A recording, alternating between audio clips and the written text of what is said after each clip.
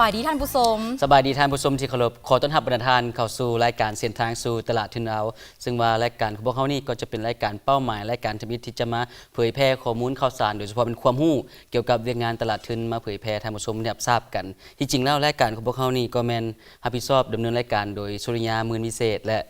อนุทิดาพลสวัสดีท่านผู้ชมสามารถติดตามรับชมรายการเส้นทางสู่ตลาดทุนลาวได้เป็นประจำในทุกๆวันอาทิตย์เวลา 20:10 นจนถึงเวลา 20:40 นและนอกจากนี้ไอสุริยาท่านผู้ชมทางใดหากพลาดรับชมรายการของพวกเราในตอนนี้ก็สามารถรับชมรายการของพวกเราย้อนหลังได้อีกครั้งนึงในวันพฤหัสเวลา 9:00 จนถึง 9:30 นเจ้าท่านผู้ชมที่จริงแล้วรายการของพวกเขานี่ก็ถือว่าแบ่งออกเป็น3ระยะด้วยกันเนาะระยะที่มิตรก็แม่นระยะสอดส่องตลาดทุนในระยะนี้ทางรายการของพวกเขาก็จะมารายงานให้ท่านผู้ชมทราบเกี่ยวกับสภาพการเคลื่อนไหวของบรรดาผู้ที่มีส่วนร่วมในเวียกงานตลาดทุนจนไปถึงการรายงานการเคลื่อนไหวของสภาพการเคลื่อนไหวของดัชนีตลาดหลักทรัพย์ทางภายในและต่างประเทศมารายงานท่านผู้ชมทราบเจ้าแม่นแล้วและระยะที่2ของทางรายการนั่นก็คือระยะมุมมองตลาดทุนซึ่งว่าในระยะนี้ทางรายการของพวกเขาก็จะได้รับเกียรติสัมภาษณ์แขกพิเศษซึ่งว่าเพิ่นจะมาเว้าถึงอันใดนั้นท่านผู้ชมสามารถติดตามรับชมกันได้ในระยะมุมมองตลาดทุนและสุดท้ายจากทางรายการของพวกเขาก็แม่นระยะฮอบฮู้ตลาดทุนในระยะนี้ทางรายการของพวกเขาจะมีอย่างมาฝากมาต้อนท่านผู้ชมเจ้าแม่นแล้วไอสุริยาซึ่งอาทิตย์นี้ทางรายการของพวกเขานั้นจะได้นำเอาความรู้เกี่ยวกับตลาดทุนมาฝากท่านผู้ชมเกี่ยวกับหัวข้อคือสภาพบริหารของบริษัทจดทะเบียนว่าสภาพดังกล่าวนั้นจะเป็นขึ้นแนวใดและมีรายละเอียดขึ้นแนวใดนั้นท่านผู้ชมสามารถรับชมกันได้ในระยะฮอบฮู้ตลาดทุนและมาฮอดตอนนี้พวกเขาไปเริ่มต้นกันที่ระยะทำอิฐกันเลยเจ้าสบายดีท่านผู้ชมข้าพเจ้าแสงดาวันภาวิศรมื้อนี้จะมาขออนุญาตรายงานเกี่ยวกับสภาพการซื้อขายตลาดหุ้นประจำอาทิตย์นี้นอกจากนี้พวกเราจะยังรายงานเกี่ยวกับสภาพการเน่งติ่งของดัชนีตลาดหลักทรัพย์ทางภายในและต่างประเทศว่าตลอดระยะ1อาทิตย์ที่ผ่านมานั้นมีการเคลื่อนไหวขึ้นใดเบื้องต้นเราไปเริ่มกันก่อนเลยที่ตลาดหลักทรัพย์ต่างประเทศเริ่มจากตลาดหลักทรัพย์ของสหรัฐอเมริกา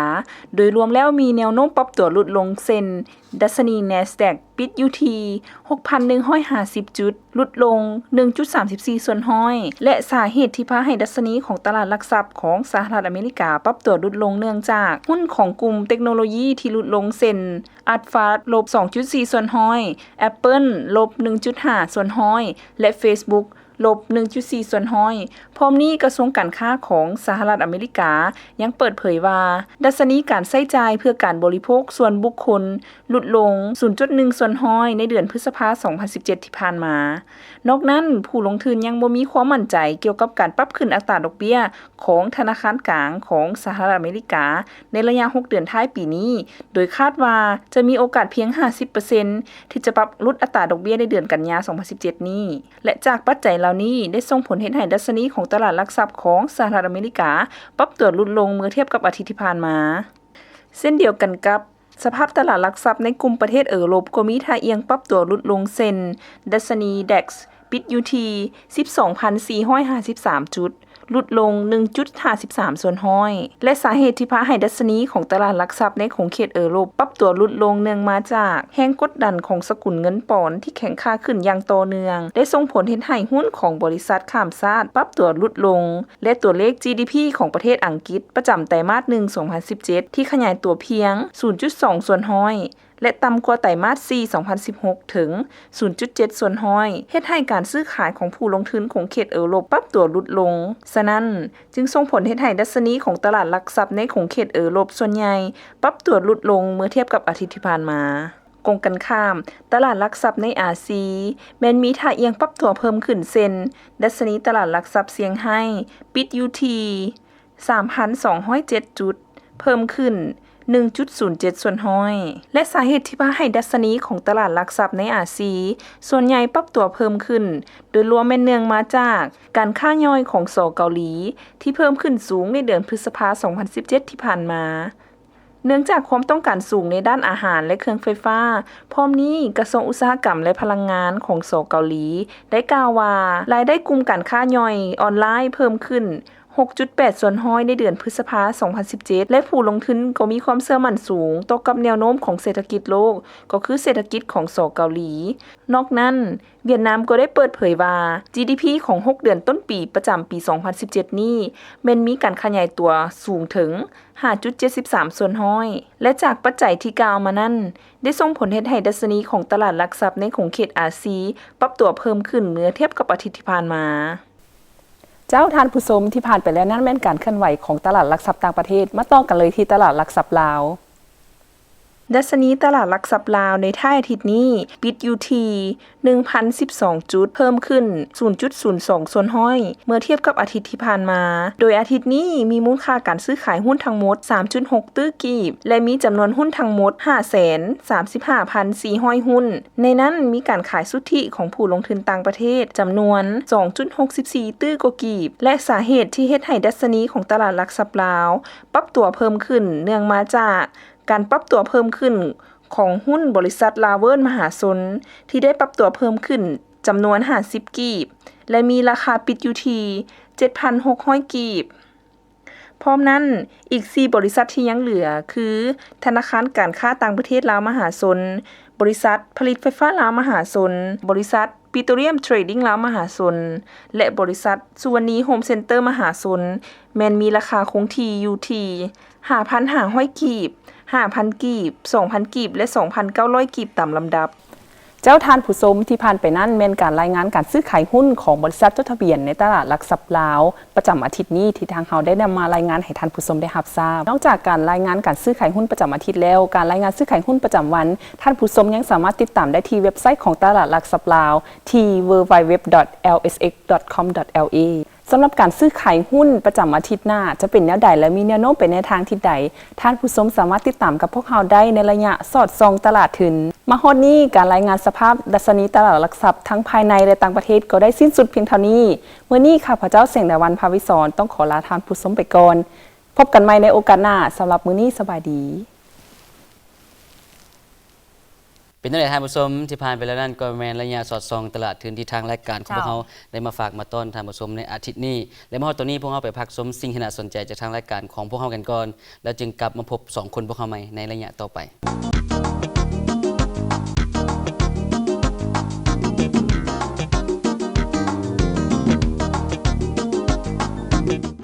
บริษัทหลักทรัพย์ลาวจีนจำกัดเป็นบริษัทร่วมทุนระหว่างธนาคารส่งเสริมกสิกรรมบริษัทหลักทรัพย์แปซิฟิกหุ้นส่วนจำกัดบริษัทลาวอุตสาหกรรมข้อมูลข่าวสารจำกัดภายใต้คำขวัญที่ว่าสร้างผลประโยชน์ร่วมกันบริษัทหลักทรัพย์ลาวจีนจำกัดให้บริการที่ปรึกษาด้านการเงินการค้ำประกันการออกจำหน่ายหลักทรัพย์นายหน้าซื้อขายหลักทรัพย์สำนักงานตั้งอยู่อาคารตลาดหลักทรัพย์ลาวสั้น6บ้านพลทานถนนเต้ซีเมืองไซเศรษฐานครหลวงเวียงจันทร์โทรศัพท์0214192222ข้อมูลเพิ่มเติมเข้าเว็บไซต์ lca.com.la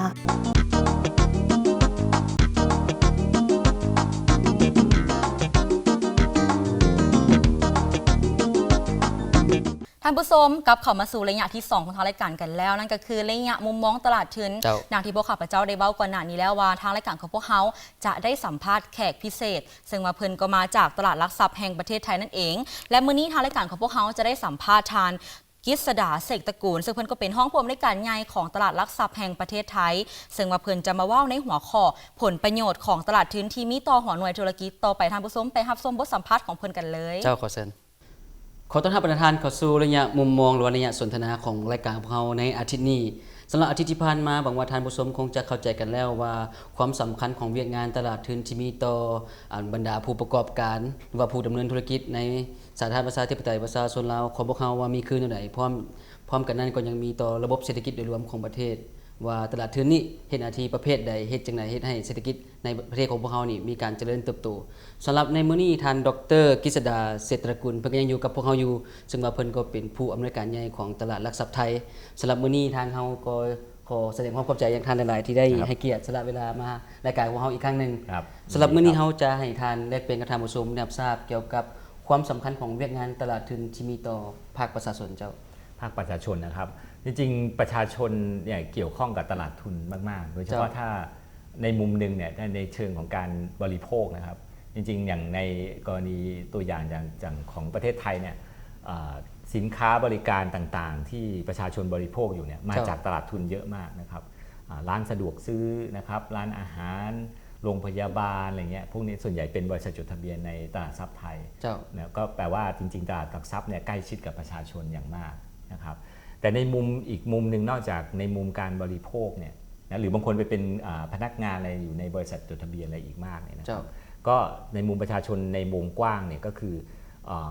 มื่อกี้ที่บอกว่าตลาดทุนตอนที่แล้วที่เราพูดว่าตลาดทุนเป็นแหล่งที่ทำให้คนเงินเหลือกับคนขาดเงินมาเจอกันนะครับคนเงินเหลือจำนวนมากก็เป็นประชาชนนะครับประชาชนเนี่ยเมื่อมีเงินออมนะครับซึ่งสำคัญนะครับในการเก็บเงินออมมีรายได้หักค่าใช้จ่ายแล้วก็เป็นเงินออมยิ่งมีเงินออมมากชีวิตก็จะยิ่งมีความมั่นคงนะครับแต่ในยุคสมัยปัจจุบันเนี่ยนอกเหนือจากวิธีที่ไปฝากธนาคารเงินออมเนี่ยประชาชนเนี่ยสามารถเลือกใช้การลงทุนในตลาดทุนได้นะครับเช่นการสะสมหุ้นนะครับลงทุนในหุ้นเก็บออมหุ้นเอาไว้นะครับซึ่งเป็นวิธีที่ทำให้มีผลตอบแทนได้นะครับเช่นเป็นเงินปันผลหรือราคาหุ้นที่เพิ่มขึ้นแต่ก็มีความเสี่ยงเหมือนกันที่ถ้าเกิดบริษัทไม่ประสบความสำเร็จจ่ายปันผลน้อยหรือขาดทุนแล้วไม่จ่ายปันผลหรือราคาหุ้นลดลงนะครับแต่ยังไงก็ตามการลงทุนในตลาดหุ้นก็จะเป็นวิธีที่ช่วยทำให้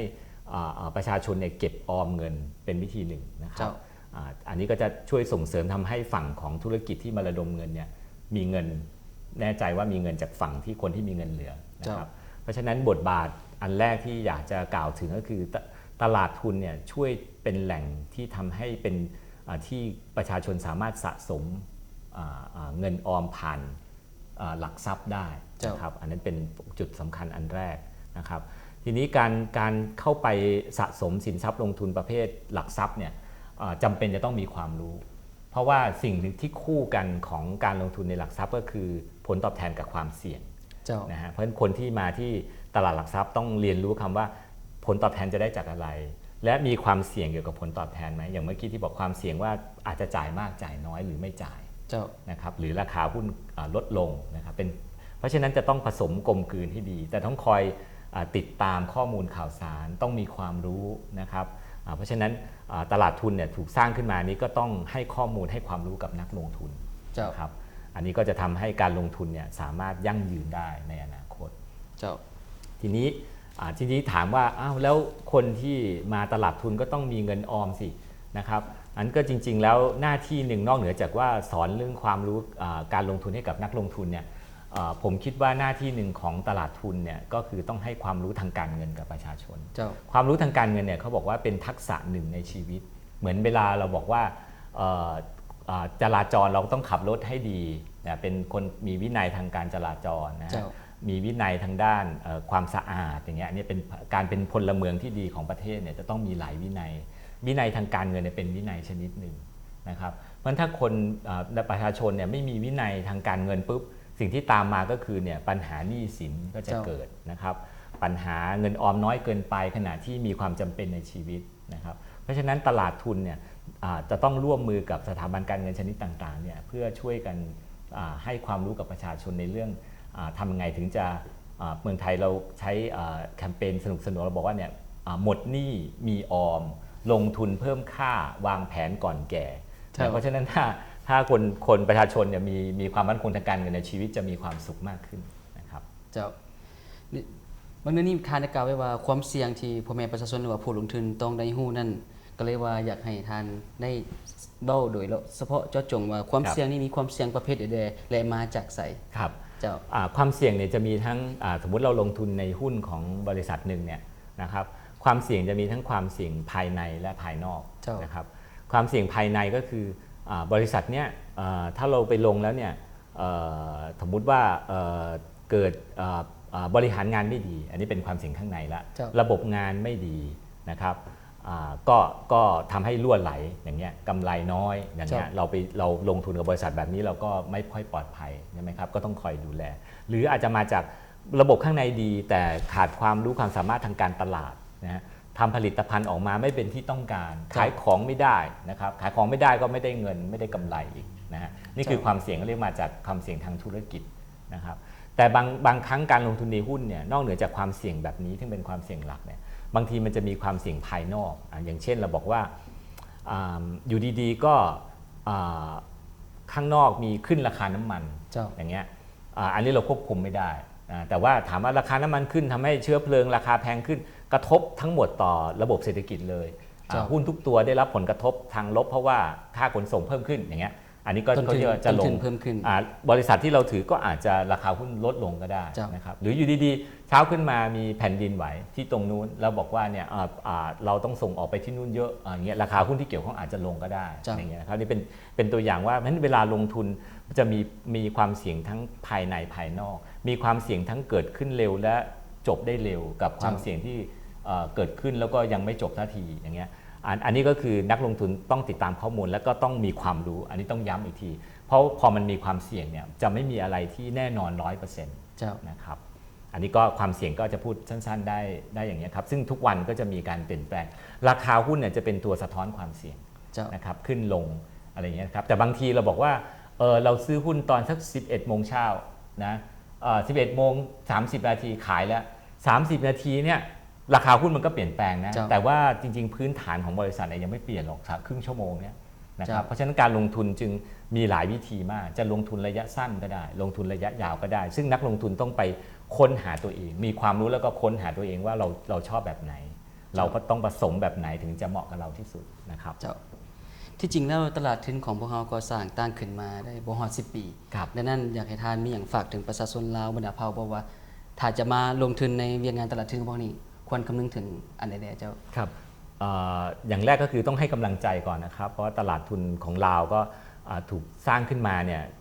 ก็เหมือนของประเทศอื่นเหมือนกันก็คือจะเป็นกลไกสำคัญ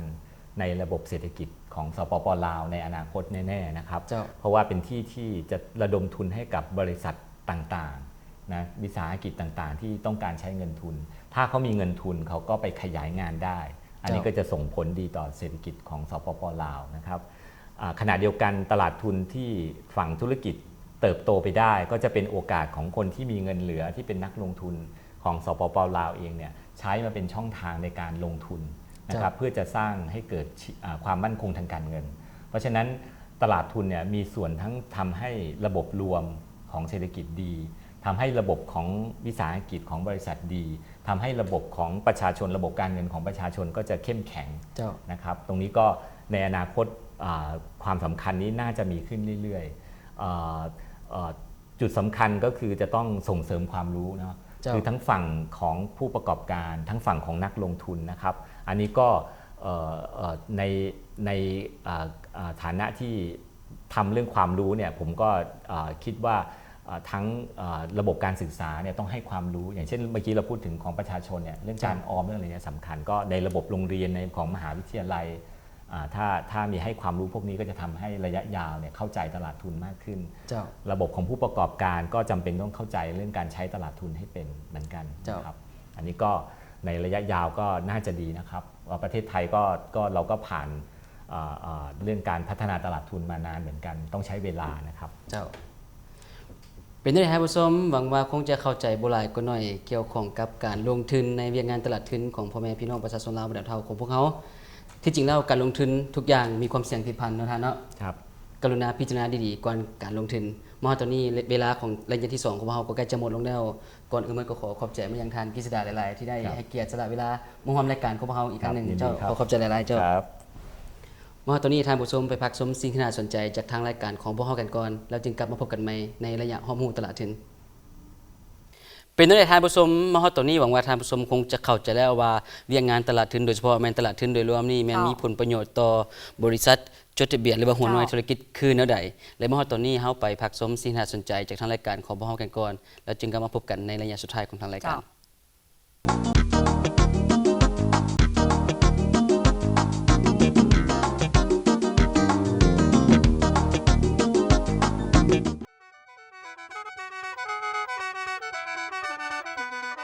ประเทศสาธารณรัฐประชาธิปไตยประชาชนลาว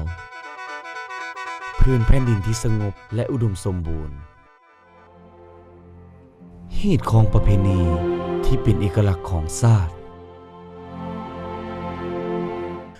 มูลเสื้อภาษาที่สืบทอดพื้นแผ่นดินที่เต็มไปด้วยฮีตของประเพณีที่เป็นเอกลักษณ์ทั้งหมดนี้ ล้วนแล้วแต่เป็นเอกลักษณ์ของความเป็นชาติลาว เงินกีบก็เป็นเอกลักษณ์หนึ่งของความเป็นชาติลาว เอามาร่วมแหงร่วมใจกันปกปักรักษาเอกลักษณ์ของชาติลาวเฮา ไว้ให้ลูกหลานได้อนาคตมาร่วมกันนำใช้เงินกีบ อยู่เมืองลาวใส่แต่เงินกีบ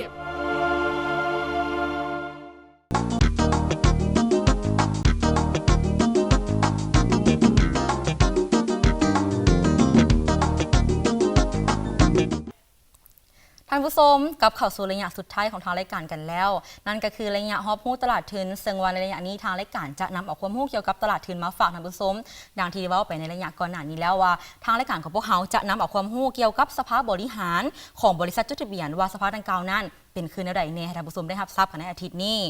ท่านผู้ชมสภาบริหารแมนกงจักการจัดตั้งหนึ่งของบริษัทจดทะเบียนซึ่งว่าเป็นตัวแทนให้แก่ผู้ถือหุ้นในการคุ้มครองบริหารกำหนดนโยบายและตกลงปัญหาสำคัญที่ว่าเป็นพื้นฐานในการดำเนินธุรกิจของบริษัทจดทะเบียนตามที่ได้กำหนดไว้ในระเบียบกฎหมาย หรือมติของกองประชุมผู้ถือหุ้นของบริษัทจดทะเบียนเจ้าสำหรับคำศัพท์ที่เกี่ยวข้องกับสภาบริหารมีคำศัพท์เด็ดๆเจ้าเจ้าสำหรับคำศัพท์ที่ว่าเกี่ยวข้องกับสภาบริหารนี่คำศัพท์ต้นต่อของเพิ่นก็ประกอบมีสมาชิกสภาบริหารเนาะท่านผู้ชมคงจะเคยได้ยินซึ่งว่าคำศัพท์ดังกล่าวนี้ก็หมายถึงประธานสภาบริหารรองประธานสภาบริหาร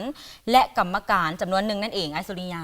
เจ้าและนอกจากนี้ยังประกอบมีคณะกรรมการของสภาบริหารหรือว่า Committee of the Board of Directors นั่นเองซึ่งว่าคำศัพท์ดังกล่าวนี้ก็หมายถึงคณะกรรมการเฉพาะด้านใดด้านหนึ่งของบริษัทจดทะเบียนเพื่อเคลื่อนไหวเวียกงานเฉพาะด้านใดหนึ่งให้แก่สภาบริหารนั่นเองเจ้าไอสุริยาท่านผู้ชมคงจะเคยได้ยินคำที่ว่ากรรมการที่มีส่วนร่วมในการบริหารหรือว่าอย่างหนึ่งคือ Executive Director เนาะซึ่งว่าคำศัพท์ดังกล่าวนี่ไอ้สุริยาพอฮู้ความหมายบ่ว่าหมายถึงคือแนวใดที่จริงแล้วท่านผู้ชมคำศัพท์ที่ว่า Executive Directors นี่หมายถึงบุคคลหรือว่ากรรมการของสภาบริหารของบริษัทใดหนึ่งโดยเฉพาะเป็นของบริษัทจดทะเบียนที่ดำรงตำแหน่งเป็นผู้อำนวยการก็คือเป็นผู้ชี้นำรวมเกี่ยวกับการปฏิบัติการดำเนินงานต่างๆของบริษัทมีสิทธิ์และอำนาจคือว่าสูงสุดเกี่ยวกับบริษัทนั้นมีสิทธิ์การคุ้มครองกิจการต่างๆแต่ละแผนกที่ขึ้นกับบริษัทจดทะเบียนดังกล่าวและนอกจากนี้เนาะยังมีคำที่ว่ากรรมการที่บ่มีส่วนร่วมในการบริหารหรือว่าก็จะเอิ้นว่า non executive director นั่นเองเนาะซึ่งว่าคำศัพท์ดังกล่าวนี้ก็หมายถึงกรรมการของสภาบริหารของบริษัทจดทะเบียนที่ว่าบ่ดำรงตำแหน่งเป็นผู้อำนวยการนั่นเองท่านผู้ชมและนอกจากนี้ยังมีคำว่าสมาชิกอิสระหรือว่า independent director ซึ่งว่าคำศัพท์ดังกล่าวนี้หมายถึงกรรมการของสภาบริหารของบริษัทจดทะเบียนที่บ่มีส่วนร่วมหรือว่าบ่มีส่วนพัวพันกับผลประโยชน์ของบริษัทซึ่งว่าสามารถประกอบความเห็นได้อย่างเป็นเอกราชและนอกจากนี้ยังขาดบ่ได้คือคำศัพท์ที่ว่าผู้ถือหุ้นรายใหญ่เนาะซึ่งว่าคำศัพท์ดังกล่าวนี่ก็ได้หมายถึงผู้ถือหุ้นของบริษัทเจ้าและที่ขาดบ่ได้คำศัพท์สุดท้ายนั่นก็คือผู้ถือหุ้นรายใหญ่ซึ่งคำศัพท์นี้หลายท่านก็คงจะมีความสนใจว่ามีความหมายคืออะไรกันแท้เนาะซึ่งว่าคำศัพท์ดังกล่าวนี่หมายถึงผู้ถือหุ้นของบริษัทจดทะเบียนแต่10ส่วนห้อยขึ้นไปซึ่งว่าเพิ่นถือหุ้นในบริษัทนั้น10ส่วนห้อยของบริษัทดังกล่าวนั้นเจ้าและทั้งหมดนั้นก็คือคำศัพท์หรือว่าความหมายของคำศัพท์ที่ว่าเพิ่นได้นำใช้อยู่ในสภาบริหารของบริษัทจดทะเบียนนั่นเองซึ่งว่าทางรายการก็ได้นำให้ท่านผู้ชมได้รับทราบกันในอาทิตย์นี้ว่าแต่ละความหมายนั้นหรือว่าแต่ละคำศัพท์นั้นมีความหมายคือแนวใดนั่นเองท่านผู้ชมเจ้าท่านผู้ชมนอกจากนี้หลักการเคลื่อนไหวของสภาบริหารที่ได้กำหนดไว้ในมาตราที่4ของระเบียบการว่าด้วยสมาชิกสภาบริหารของบริษัทจดทะเบียนเพิ่นได้กำหนดหลักการเคลื่อนไหวของสภาบริหารมีคือดังนี้ทำอีกแล้วก็คือปกป้องผลประโยชน์ของผู้ถือหุ้นเป็นตัวแทนให้ผู้ลงทุนก็คือผู้ถือหุ้นของบริษัทในการกำหนดแผนยุทธศาสตร์ของบริษัทติดตามกฎการจัดตั้งปฏิบัติเวียกงานหรือว่าของบรรดาผู้บริหารของบริษัทเป็นต้นแมนผู้อำนวยการใหญ่ห้องผู้อำนวยการและบรรดาพนักงานที่อยู่ในระดับขั้นบริหารว่าเป็นไปตามนโยบายที่ได้กำหนดไว้หรือบ่และพร้อมทั้งเป็นผู้แต่งตั้งคณะอำนวยการและปลดตำแหน่งคณะอำนวยการระดับสูงภายในบริษัทนอกจากนี้ยังหลักการอีกต่อไปก็คือต้องมีความโปร่งใสและยุติธรรมและอนุชิตาต้องเป็นคนปฏิบัติเวียกงานอย่างกงไปกงมาและมีจรรยาบรรณในท่านผู้ชมนอกจากนี้ก็ยังมีความซื่อสัตย์บริสุทธิ์หมายความว่าสภาบริหารต้องบ่กระทำการใดๆที่ เกี่ยวพันกับการส่อโกงทรัพย์สินของบริษัท จ้า หรือกิจกรรมต่างๆ ที่อำนวยผลประโยชน์ให้แก่ตนเอง นอกจากนี้ก็ยังรับประกันความรับผิดชอบทางด้านระเบียบกฎหมาย หมายความว่าถ้าสมาชิกสภาบริหารผู้ใดผู้หนึ่งหรือประธานได้กระทำผิดต่อระเบียบกฎหมาย ก็ต้องได้รับโทษเป็นต้นแมนรับรองมติที่ว่าไปขัดกับกฎหมายอื่นๆ ที่ปินอ้อมเวียกงานของตนเองนั่นสมมุติว่าประธานสภาบริหารนั่นได้รับรองมติหรือว่าอนุมัติมติใดหนึ่งที่เกี่ยวข้องกับการจัดซื้อหรือว่าการลงทุนในโครงการใดหนึ่งที่ว่าสามารถเอื้ออำนวยผลประโยชน์ให้แก่ตนเอง และในเวลาเดียวกันนั้นก็สร้างผลเสียหายต่อบริษัทที่ตัวเองเป็นประธานสภาอยู่เนาะ และหลักการสุดท้ายของสภาบริหารก็คือ ต้องปฏิบัติสิทธิและหน้าที่ด้วยความรับผิดชอบสูง หมายความว่าต้องเข้าใจต่อปัญหาหรือว่าแต่ละมติต่างๆ ที่พิจารณาในกองประชุม ผู้ถือหุ้นสามัญหรือว่าในกองประชุมสามัญหรือว่าวิสามัญผู้ถือหุ้นนั้นอย่างที่ถ้วนก่อนเข้าห้องประชุมได้อนุทิดา เพื่อรับประกันการปฏิบัติเวียกงานของตนอย่างเต็มความสามารถ